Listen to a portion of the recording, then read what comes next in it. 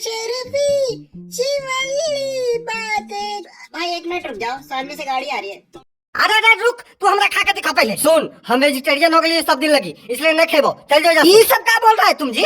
Vegetarian हो गए तो अब क्या बोल?